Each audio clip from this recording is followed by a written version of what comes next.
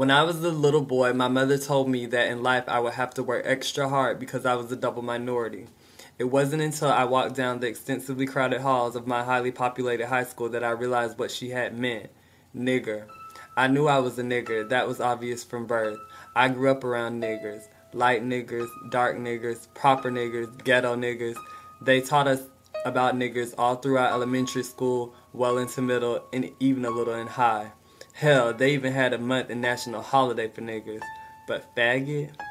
Faggot was something else. Faggot was something that your childhood didn't prepare you for. Faggot was the daddy that walked out on the mother before she could give birth to the child. The man that everyone hates by default and no one truly wants to talk about. The change that sits uncomfortably wedged deep within a family's couch, hidden to the naked eye.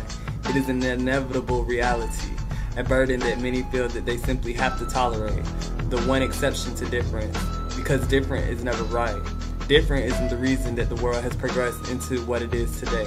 Different is something that I have to deal with every day because science can't explain the biology behind my sexual preference, leaving the world with the reason to believe that it is completely my fault. I have heard that it is easy to be a double minority in America, that it is easy to be a colored sissy like me, that despite the shallowness cursed with being born homosexual, I can find a partner.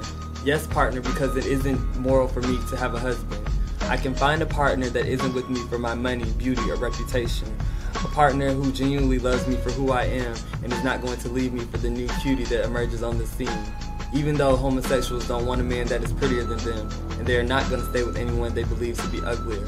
When I do get a man, I wouldn't have a clue as to how to keep him because my mother was too busy telling me about the birds and the bees when she should have been telling me about the birds and the birds.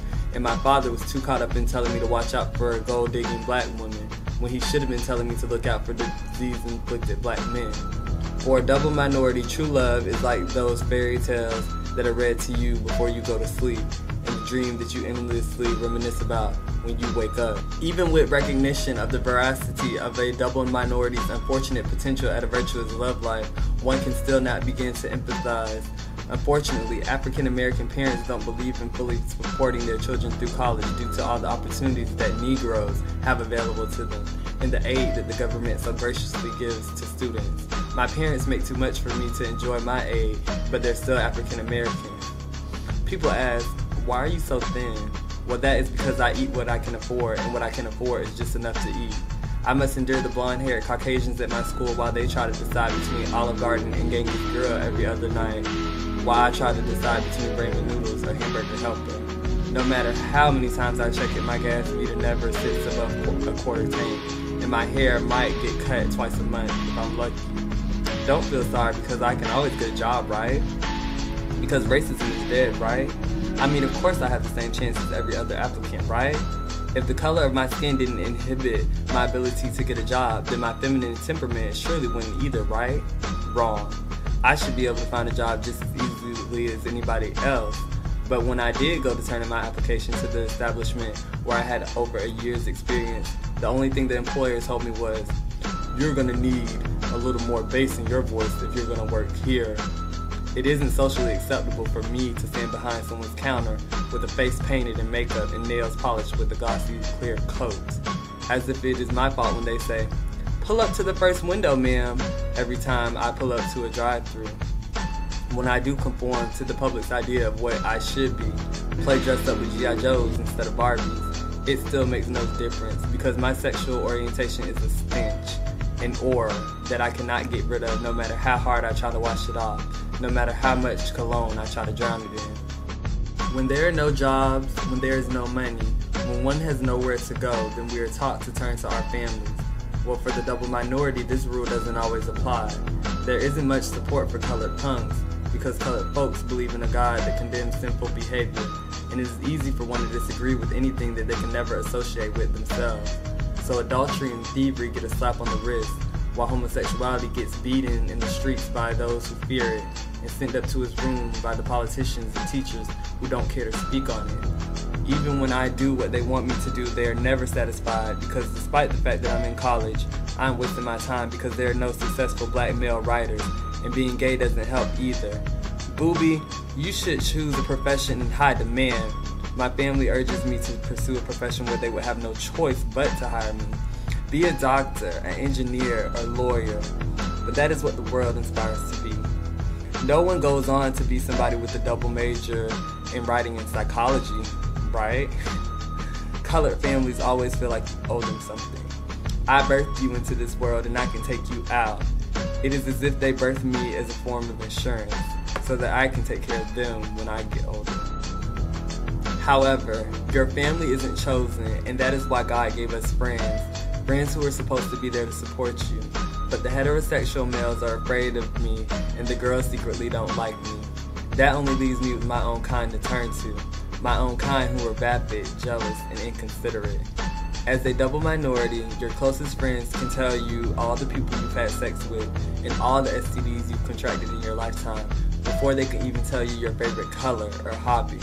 The phoniness is so real it is almost tangible, showering each other in an infinite amount of I love yous.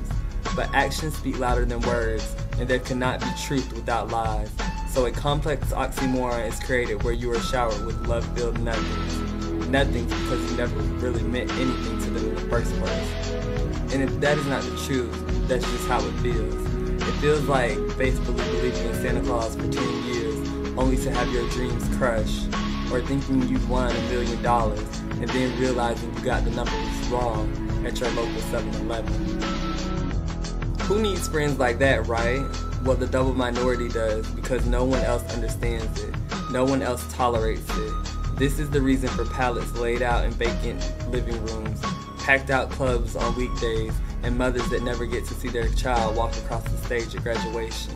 This is the reason that hopes and dreams are relinquished for wigs and makeup. It is the reason for children taken from their homes and sucked into a world with no recognition. A world where one believes that they have to be a somebody in a population filled with nobodies. So brainwashed that when you lift the finger to point them away from the drugs, sex, and partying, they call you envious and miserable. So entangled within a negative sense of self-worth that they are unaware of the false truths that they are perpetuating. False truths that aren't so false because all stereotypes have a bit of truth to them, right? I mean, all homosexuals eventually die of HIV, right? Yes, because they are all promiscuous and incapable of maintaining monogamous relationships.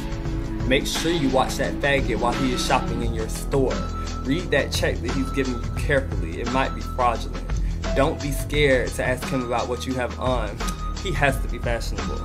Invite him to hang out with you because I'm sure he's going to provide all of the amusement. We allow society to make a mockery out of us by living into negative standards that we set up for ourselves.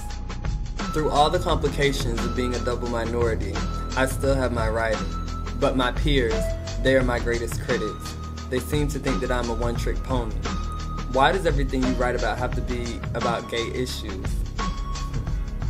I will stop writing about gay issues when there are no gay issues to write about. When I can twist freely down the street without attracting odd stares. When I can call off my wedding right before I make it to the altar on a hot afternoon in Florida. When a girl can tell me how adorable I am without having to turn to her friend afterwards and say that I really look a mess. When I don't have to tell the next generation that it gets better because it already is better. If life is like a box of chocolates, then the double minority is the group that gets the piece that is unexpectedly dissatisfying. The piece that one regrets choosing in the first place, but knows that they cannot change the fact they have already swallowed it. Some nights all I can do is look at the hand that I was dealt and cry, hoping that I was born 500 years ago when this problem wasn't even relevant, or 500 years later when hopefully it will no longer be an issue.